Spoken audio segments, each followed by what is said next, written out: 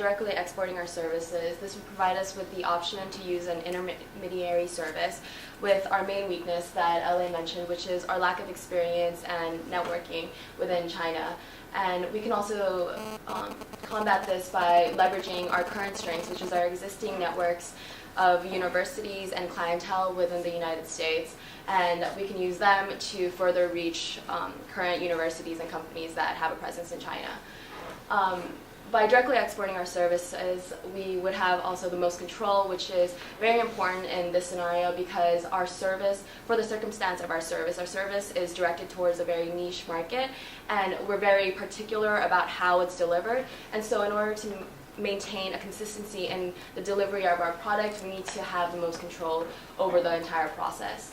By directly exporting our service, we would also be able to enter the Chinese market without investing a great deal amount of capital. However, once we are more developed in China, we will transfer to a wholly owned subsidiary, which will obviously include Chinese headquarters and employees that are stationed in China.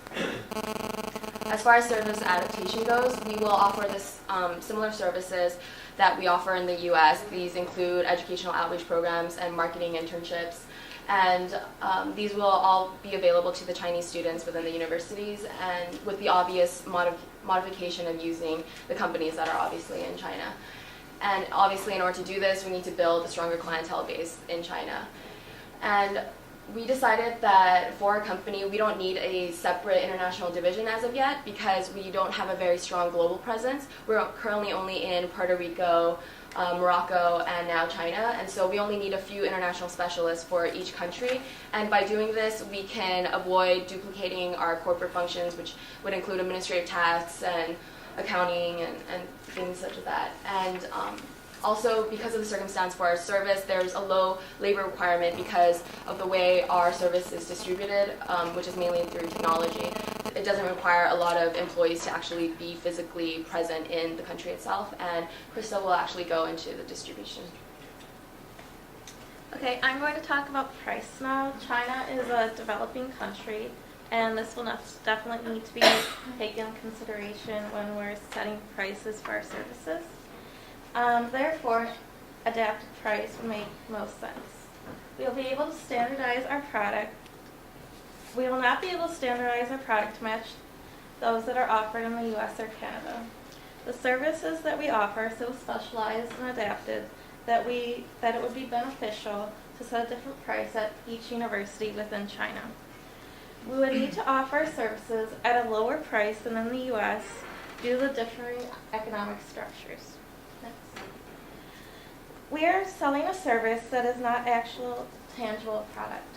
Therefore, many of the taxes and fees that apply to normal imports will not apply here. According to the WTO, China needs to offer identical tax treatment for domestic and imported goods. Also, both foreign and domestic enterprises are required to pay value-added taxes and business taxes. In China, the value-added tax is 17%.